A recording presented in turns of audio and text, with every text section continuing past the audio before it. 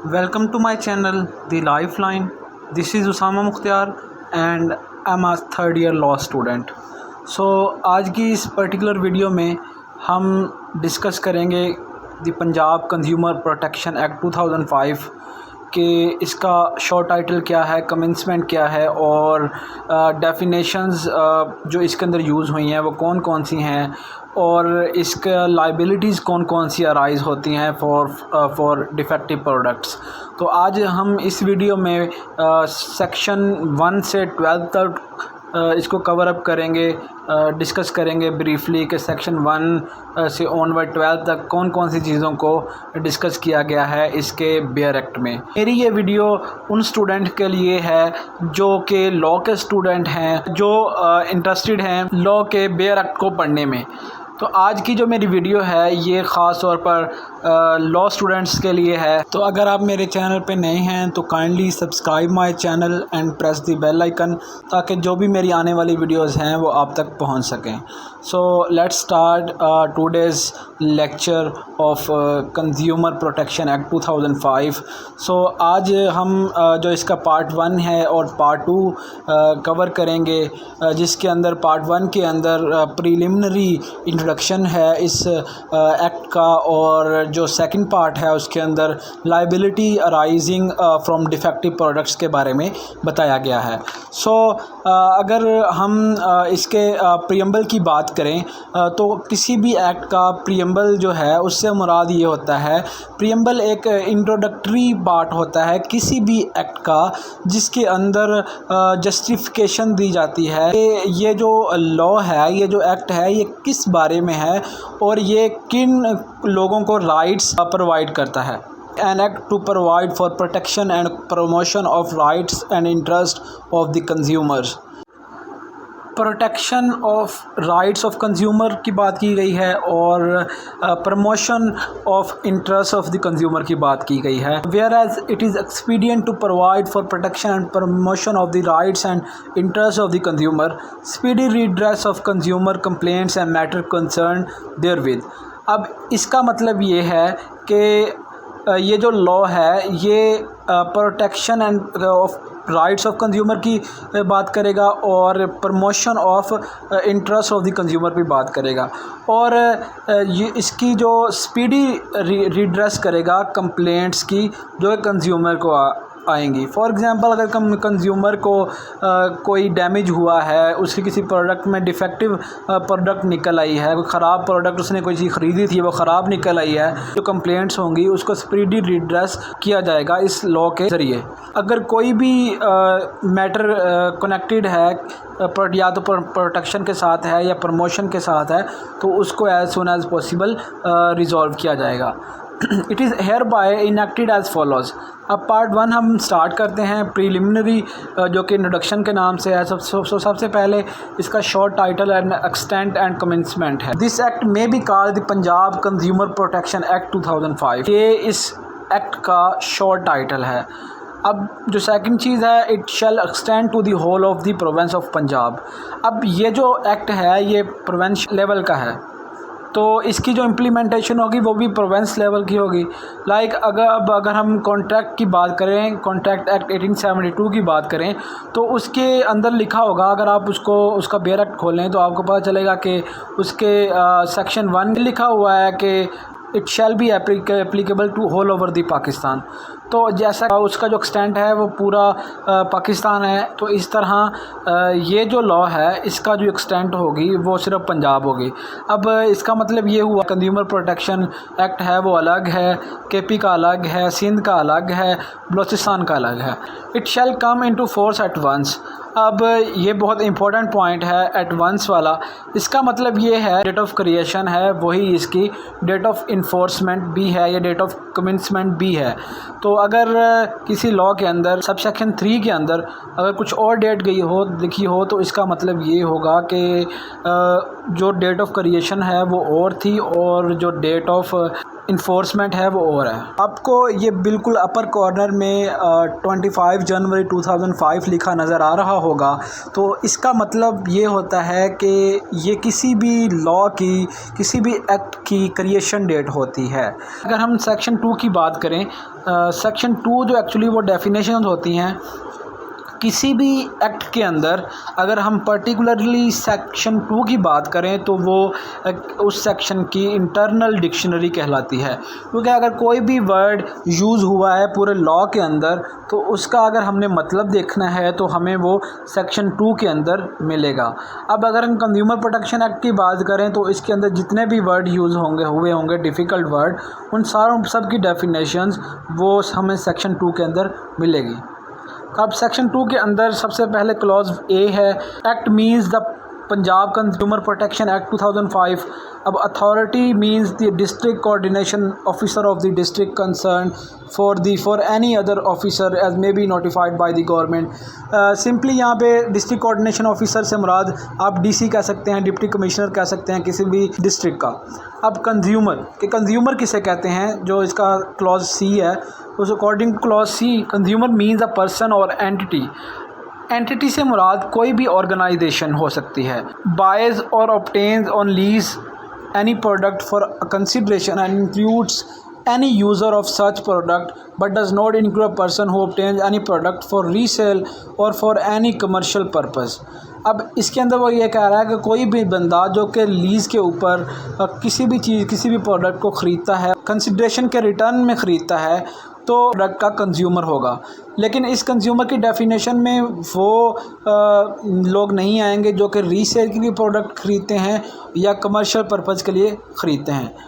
और यहाँ पे कंसिडरेशन का वर्ड बहुत इंपॉर्टेंट है। तो कंसिडरेशन से मुराद कोई भी चीज़ हो सकती है जो कि आप इन रिटर्न ले रहे हों।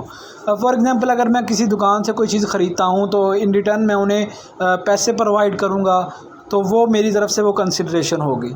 Heirs any services for a consideration and includes any beneficiary of such services. कहता है कि कंज्यूमर से मुराद वो भी हो सकता है कि जो सिर्फ़ ये नहीं होता कि अगर आपने कोई चीज़ ख़रीदी है तो आप कंज्यूमर हैं, बल्कि अगर आपने कोई सर्विसेज भी हायर की हैं तब भी आप कंज्यूमर हैं, या आप किसी भी सर्विसेज के बेनिफिशरी हैं तो आप कंज्यूमर होंगे। अब एक्सप्लेनेशन की बात की जाए, for the purpose of sub clause 1, commercial purpose does not include use by a consumer of product bought and used by him only for the purpose of his livelihood as a self employed person. Sub clause 1 के अंदर वो ये कह रहा है कि commercial purpose के अंदर वो लोग नहीं आएंगे जो लोग किसी प्रोडक्ट को ख़रीदते हैं अपनी ज़िंदगी को बेहतर बनाने के लिए या अपने सेल्फ़ यूज़ के लिए कोई भी चीज़ ख़रीदते हैं, तो वो कमर्शियल पर्पज़ के अंदर नहीं आएगा।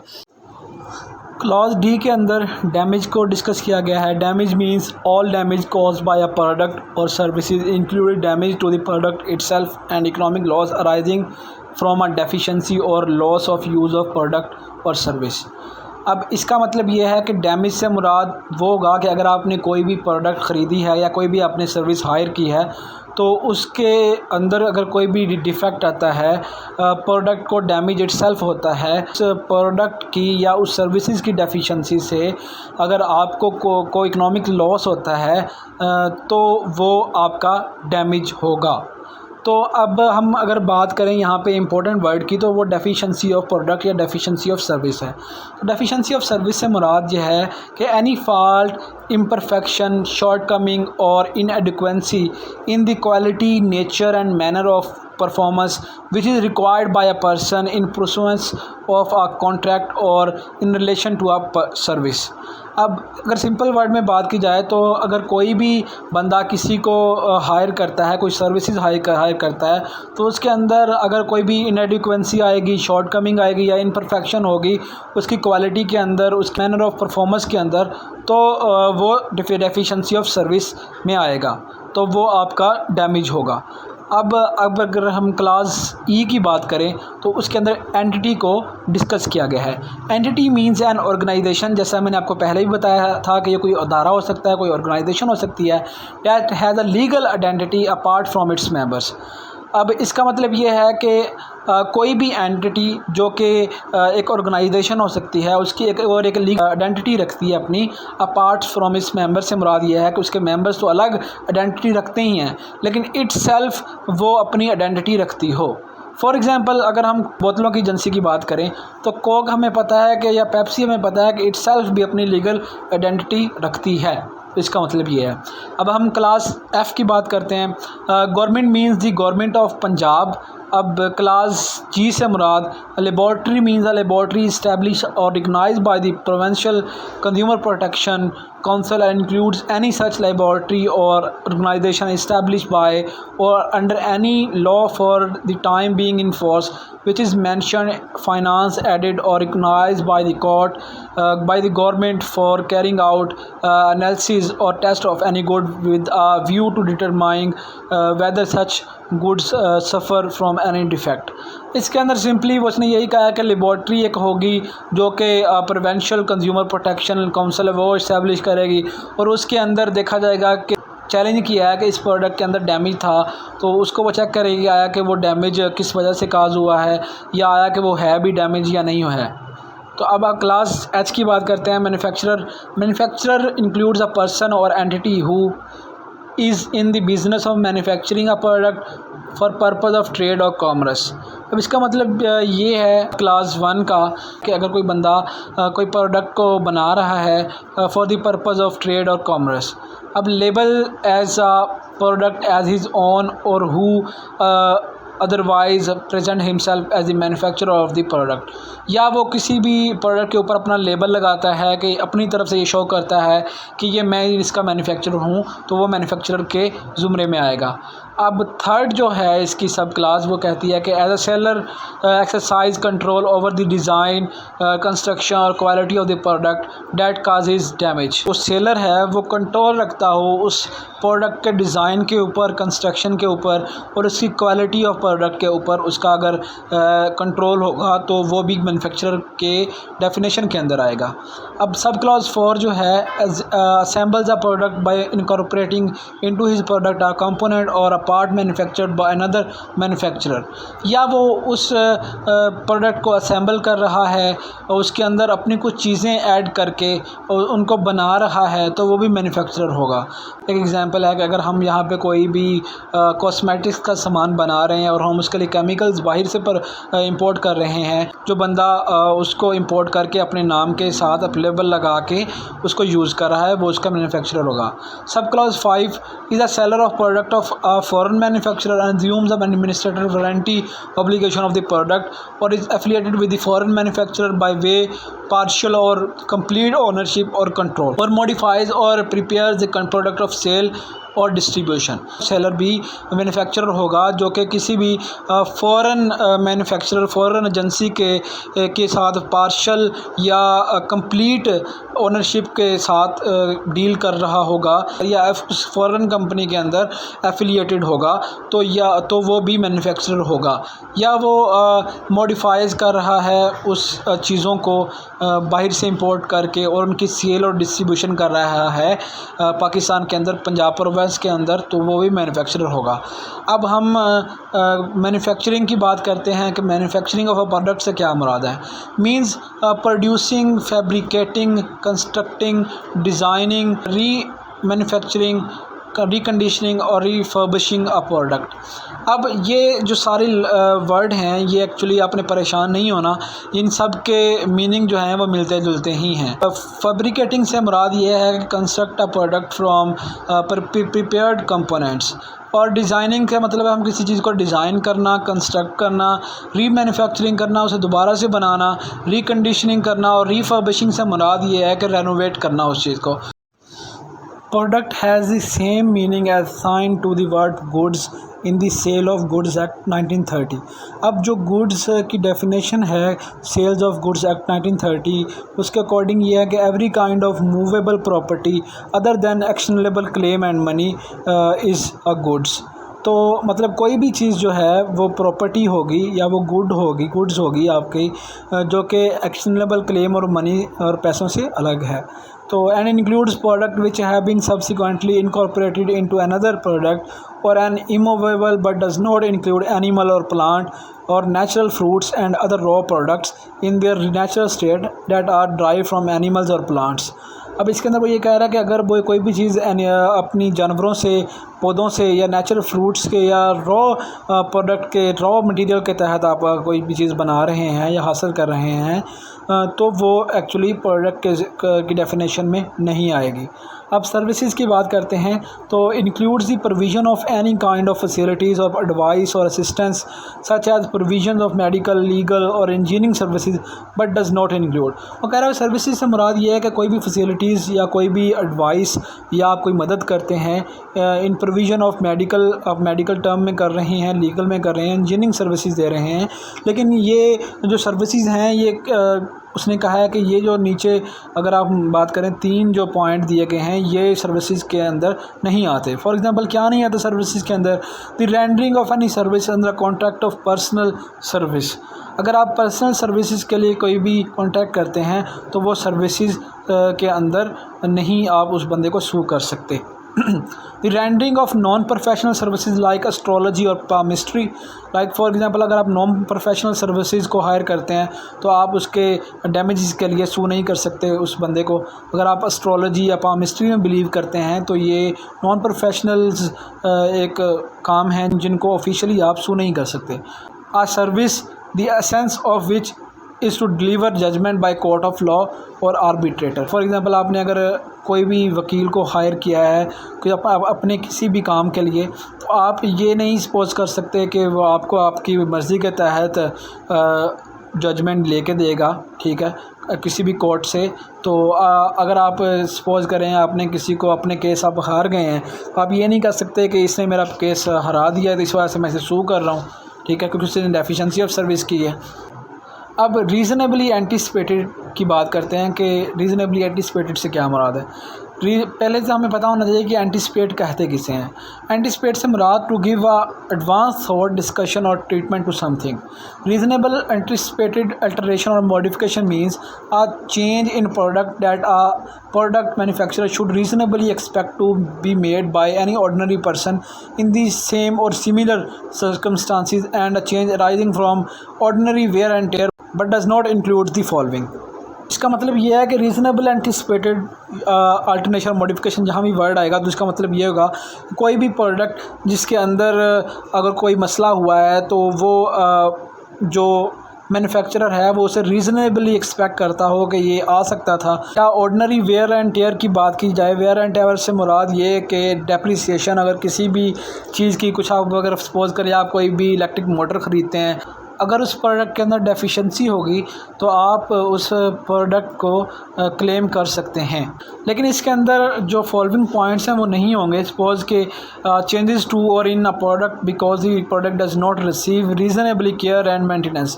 अब वो कह रहा है कि इसके अंदर ऐसा नहीं होगा कि अगर आपने उस प्रोडक्ट की ख़ास केयर नहीं की जो कि रिक्वायर थी, रीज़नेबल केयर थी जो उसकी रिक्वायर या मेंटेनेंस थी वो आपने नहीं की, उस वजह से अगर कोई चीज़ ख़राब होगी तो आप उसको सू नहीं कर सकते।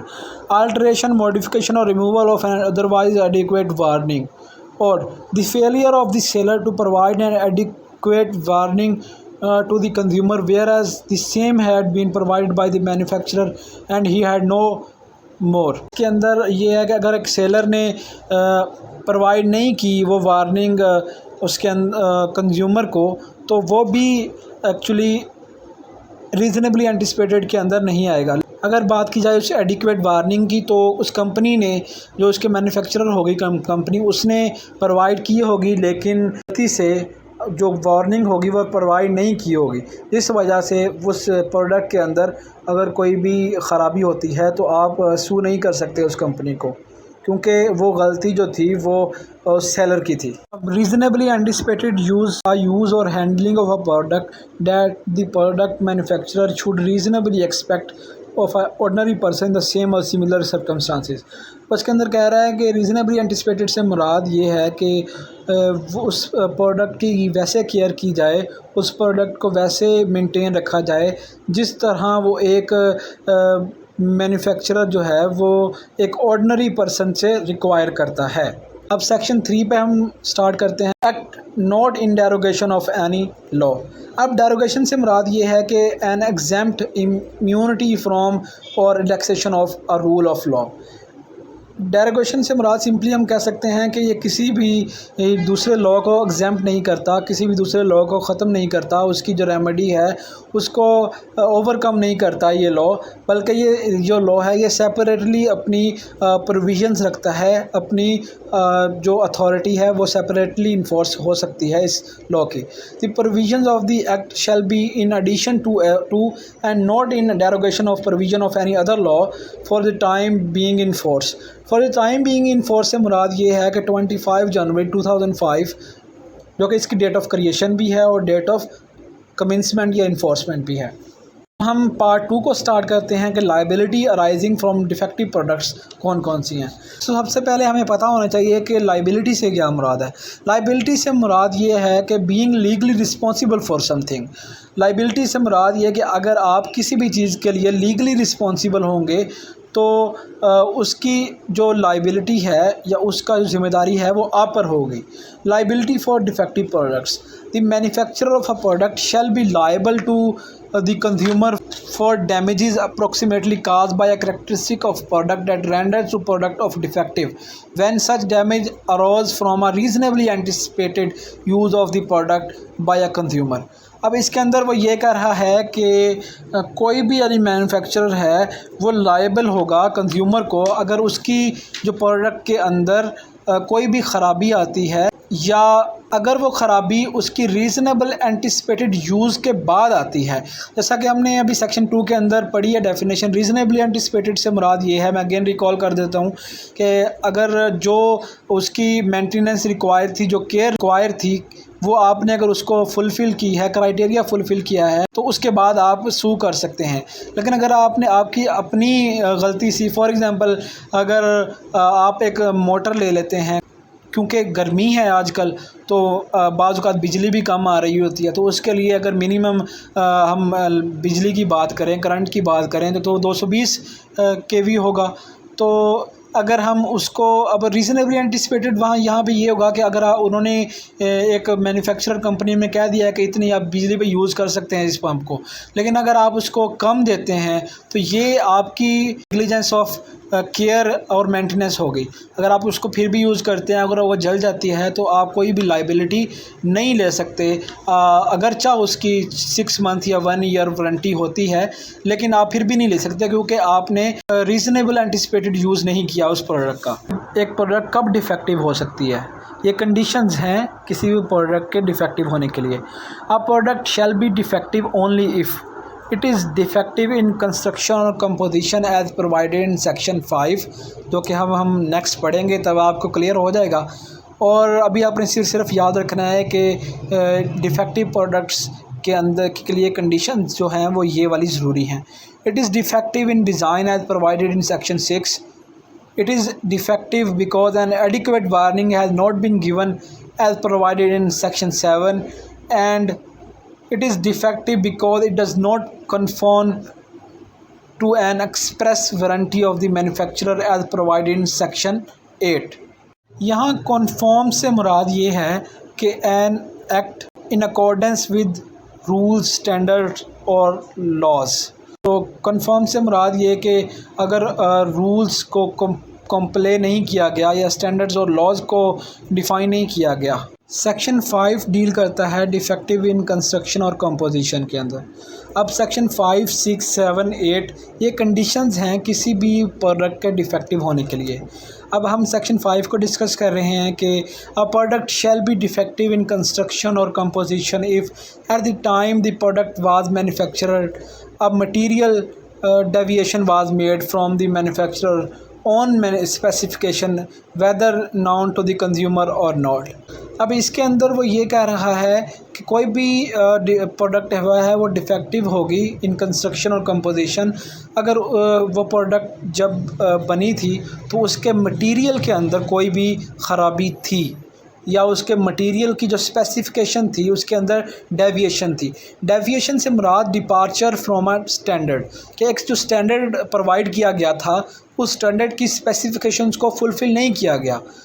कंज्यूमर को पता थी या नहीं पता थी ये अलग मैटर है, लेकिन वो defective in construction or composition की डेफिनेशन में आएगा।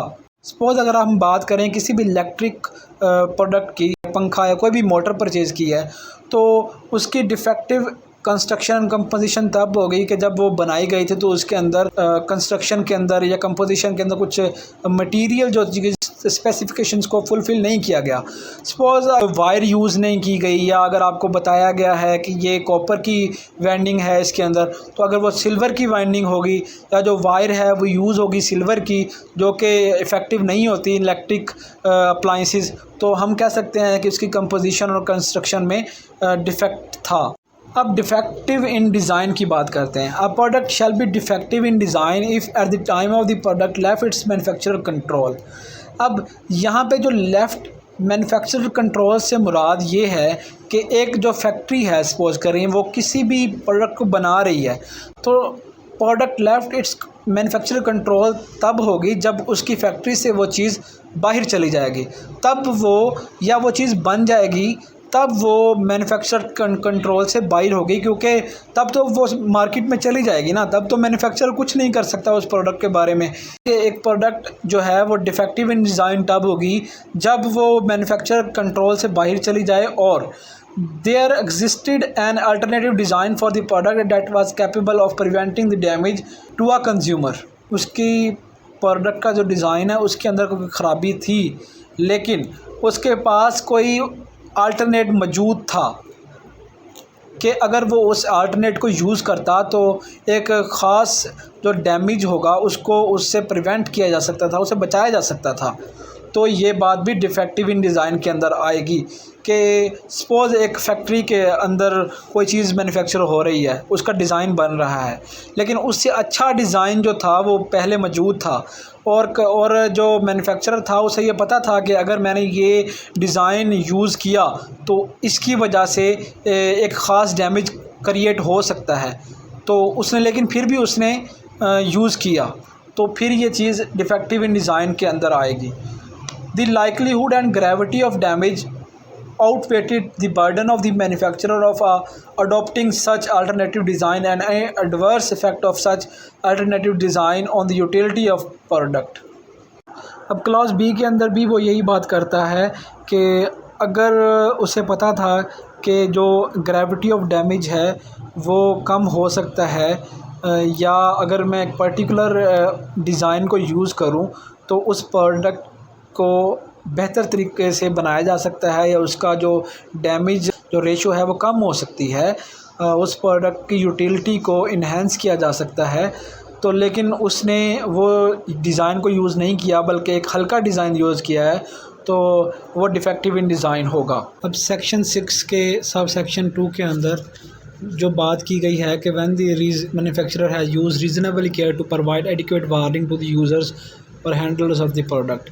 वो कह रहा है कि जब मैन्युफैक्चरर ने एक रीजनेबली केयर एडिक्वेट वार्निंग दी थी उस यूज़र्स को कि आपने इस तरह हैंडल करना है इस प्रोडक्ट को या यूज़ कर प्रोडक्ट को, लेकिन it shall be considered in evaluating the likelihood of damage arising from the design of a product. लेकिन फिर ये एवेलुएट किया जाएगा कि आया कि वो डिज़ाइन की वजह से डैमेज कॉज हुआ है, तो फिर आप सू कर सकते हैं उस मैन्युफैक्चरर को for defective in design.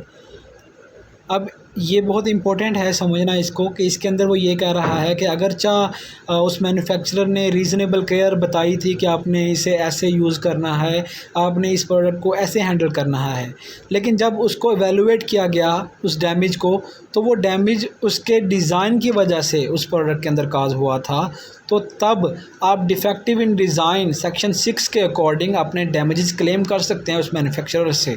Section 7 की बात करें तो defective because of inadequate warning. A product shall be defective if an adequate warning about the product that is possess the characteristic that could cause damage has not been provided at the time the product left its manufacturer control, or the manufacturer failed to use reasonable care to provide an adequate warning of such characteristic and its danger users to handlers of the product, provided that a manufacturer shall not be required to provide an adequate warning about his product when अब वो section 7 में कह रहा है कि एक जो product है वो तब डिफेक्टिव होगी जब एन एडिक्वेट वार्निंग जो कि रिक्वायर्ड थी उस प्रोडक्ट के लिए कि ये प्रोडक्ट सपोज़ अगर कोई भी हार्मलेस प्रोडक्ट है, सपोज़ अगर हम कॉस्मेटिक्स की बात करते हैं तो उसके अंदर कोई हार्मलेस मटेरियल यूज़ हुआ है जो कि एक ख़ास करैक्टरिस्टिक रखता हो, तो हम ये कह सकते हैं कि उसके ऊपर लिखा होना चाहिए था कि आपने ये यूज़ इस तरह से ये चीज़ करनी है। सपोज़ कुछ बंदे होते हैं जिनको एलर्जी होती है परफ्यूम से, बॉडी स्प्रे से होती हैं, तो उसके ऊपर लिखा होना चाहिए कि ये चीज़ एलर्जी कॉज़ कर सकती है, तो आपको ये यूज़ नहीं करना चाहिए। तो एडिक्वेट वार्निंग प्रोवाइड होनी चाहिए मैन्युफैक्चरर की तरफ से, लेकिन मैन्युफैक्चरर ने प्रोवाइड नहीं की जो उसे करनी चाहिए थी एडिक्वेट वार्निंग, और वो जो है प्रोडक्ट वो मैन्युफैक्चरर के कंट्रोल से भी चली गई है। मतलब कंट्रोल से चले जाने से मुराद अगेन मैं बताऊंगा कि ये है कि वो मार्केट में लॉन्च हो चुकी है और जो रीज़नेबल केयर थी वो प्रोवाइड नहीं की गई मैन्युफैक्चरर की तरफ से। इट इज़ नॉट नेसेसरी कि ये जो फॉलोइंग है जो मैं नेक्स्ट बताऊंगा ये वार्निंग्स भी बताई जाएँ एक प्रोडक्ट के रिलेटेड मैन्युफैक्चरर की तरफ से। The ordinary user or handler of the product could know with the ordinary knowledge common to the community that the product has dangerous characteristics which could cause damage। वो कह रहा है कि तब मैन्युफैक्चरर को बताने की ज़रूरत नहीं है कि ये प्रोडक्ट जो है वो डैमेज कॉज कर सकती है। फॉर एग्ज़ाम्पल अगर हम बात करें तो ये सबको पता है कि जो तेज़ाब है, जो एसिड है वो हार्म कॉज कर सकता है, तो उसके लिए ये बताना ज़रूरी नहीं है मैन्युफैक्चरर की तरफ से। क्लॉज बी कहती है the user or handler of product already knows or should be reasonably expected to know that the product has characteristics which are dangerous and could cause damage। characteristics जिनका manufacturer को बताने की ज़रूरत नहीं थी क्योंकि वो पहले से ही लोगों को उस डैमेज का पहले से पता हो कि ये ख़ास प्रोडक्ट जो है ये या हार्म कॉज कर सकती है, तो ये भी ज़रूरी नहीं है कि वो भी बताया जाए मैन्युफैक्चरर की तरफ से उसके यूज़र को, कंज्यूमर को। सब सेक्शन 2 कहता है a manufacturer of a product who after the product has left it's control acquires knowledge about the dangerous characteristics of a product that could cause damage or who would have acquired such knowledge had he acted as a reasonably prudent manufacturer shall be liable for damage caused by his subsequent failure to use reasonable care to provide an adequate warning of such characteristics and its danger to user and handler of the product। ये ज़रूरी नहीं है कि उस manufacturer को उस damage का पता था या नहीं पता था। अगर उसको नहीं भी पता था उस मैन्युफैक्चरर को मेरी ये जो प्रोडक्ट है ये ख़ास पर्टिकुलर किस्म का डैमेज क्रिएट कर सकती है, तो तब भी वो जो मैन्युफैक्चरर होगा वो लायबल होगा अपनी उस प्रोडक्ट के लिए। रीज़नेबली केयर जो रिक्वायर्ड थी उसने वो नहीं प्रोवाइड की। अब सेक्शन 8 की बात करते हैं तो defective because of non conformity to express warranty. A product shall be defective when it does not conform to an express warranty made at any time by the manufacturer about the product if the express warranty has induced the claimant to use the product and the claimant's damage was approximately caused because the express warranty was untrue। इसमें वो ये कह रहा है कि अगर एक जो मैन्युफैक्चरर है वो अपनी प्रोडक्ट के बारे में एक पर्टिकुलर जो है वो वारंटी जो एक्सप्रेसिवली डिफ़ाइन नहीं करता या वारंटी नहीं देता, या जो अगर वो वारंटी देता है तो वो अनट्रू थी, तो वो कंफर्म नहीं करती स्टैंडर्ड्स के लिहाज से या इन अकॉर्डेंस एक्ट नहीं करती लॉज और स्टैंडर्ड्स के लिहाज से, तो वो डिफेक्टिव होगा because of non conformity to express warranty. Section 9 proof of manufacturers knowledge. Not standing in spite of. Not standing का मतलब यहाँ पे ये है in spite of anything contained in section 6 manufacturer of a product shall not be liable for damage approximately caused by a characteristic of product design if the manufacturer proves that at the time the product left its controls। in spite of section 6 के अंदर जो बातें कही गई हैं उनके अलावा damage उसके लिए लायबल नहीं होगा अगर वो ये प्रूव कर देता है कि जब ये प्रोडक्ट मेरी कंट्रोल से बाहर गई थी He did not know, and in the light of the existing and reasonably available scientific and technological knowledge, could not have known the design characteristic that cause the damage or the danger of such characteristics. अब clause A के अंदर वो कहता है कि manufacturer को नहीं पता था या नहीं पता चल सकता था कि उसके पास जो अवेलेबल साइंटिफिक टेक्नोलॉजिकल नॉलेज था उसके अकॉर्डिंग वो नहीं जान सकता था कि ये मेरी प्रोडक्ट जो है ये किसी भी तरह का डैमेज क्रिएट कर सकती है, तो तब लाइबल नहीं होगा manufacturer. He did not know, and in the light of the then existing and reasonably available scientific and technological knowledge could not have known of the alternative design identified by the consumer. तब भी manufacturer liable नहीं होगा कि अगर consumer manufacturer को कहता है कि आप ये डिज़ाइन यूज़ कर सकते थे इंस्टेड ऑफ जो आपने यूज़ किया वो डिज़ाइन, उसने जो भी हार्म क्रिएट किया है, जो भी डैमेज क्रिएट किया है वो नहीं कर सकता था. लेकिन यहाँ पे जो बात इंपॉर्टेंट है वो ये है कि मैन्युफैक्चरर को उस टाइम ये नहीं पता था, या जो साइंटिफिक अवेलेबल डाटा था या टेक्नोलॉजी थी उसके अकॉर्डिंग उसे नहीं पता चल सकता था कि ये डिज़ाइन भी मौजूद होगा. हो सकता है कि ये बाद में जाके सपोज अगर एक एटम आज बनती है तो जब वो बनी थी तब नहीं पता था कि ये फ़लाँ चीज़ भी डैमेज क्रिएट करेगी इसका, लेकिन 2-3 साल 4 साल बाद अगर जाके पता चलता है कि इसका ये डिज़ाइन तो मतलब डैमेज क्रिएट कर रहा है, तो उसके अल्टरनेट पे कोई डिज़ाइन आ गया हो तो तब भी हम सू नहीं कर सकते, क्योंकि जब वो चीज़ बनी थी तब वो अल्टरनेटिव डिज़ाइन अवेलेबल नहीं था. अब सब क्लॉज सी के अंदर the alternative design identified by consumer under section 6(1) was not feasible in the light of the then existing and reasonably available scientific and technological knowledge or then existing economic practicality. Sub clause C का मतलब ये है कि design का जो alternate है जो identify किया गया है कंज्यूमर की तरफ से, अगर वो कहे कि इसने अल्टरनेट मौजूद था जो कि डैमेज क्रिएट करने से, डैमेज कॉज करने से बचा जा सकता था, वो फीजिएबल नहीं था उस वक़्त के साइंटिफिक नॉलेज के अकॉर्डिंग, या उस वक़्त के अंदर जो चीज़ उसने जिस प्राइस में ख़रीदी थी. इकनॉमिक प्रैक्टिकलिटी को भी मलहूज़े ख़ातर रखा जाएगा, क्योंकि अगर एक डिज़ाइन जो है सपोज़ करें एक प्रोडक्ट हमने 100 की ख़रीदी है, तो अगर हम बात करें कि 2 साल बाद या उसी चंद अरसे बाद के इस तरह का डिज़ाइन और भी अवेलेबल था लेकिन वो 10,000 का था, तो इसे ये क्यों यूज़ नहीं किया गया, तो इस वजह से भी आप सू नहीं कर सकते. सेक्शन 2 के अंदर notwithstanding despite of या in spite of anything contained in section 7(1) or 7(2) or a manufacturer of a product shall not be liable for damage if the manufacturer proves that at the time the product left his control he did not know, and in the light of the existing and reasonably available scientific and technological knowledge could not have known of the characteristic that caused the damage or the dangers of the such characteristics.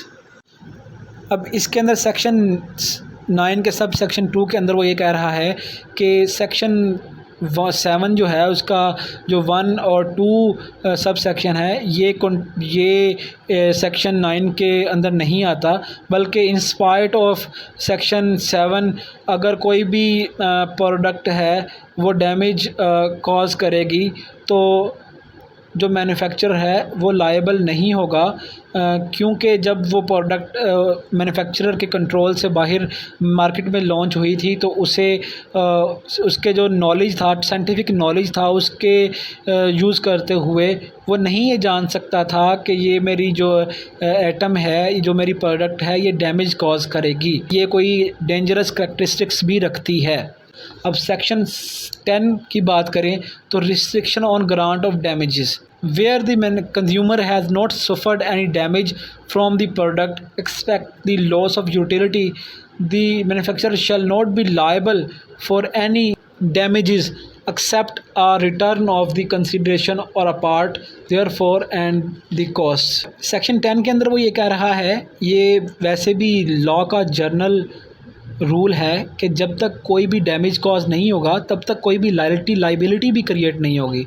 मतलब जब तक कोई भी अगर injury या कोई भी damage नहीं होता तब तक आप किसी भी बंदे को सू नहीं कर सकते या आप डैमेजेस क्लेम नहीं कर सकते।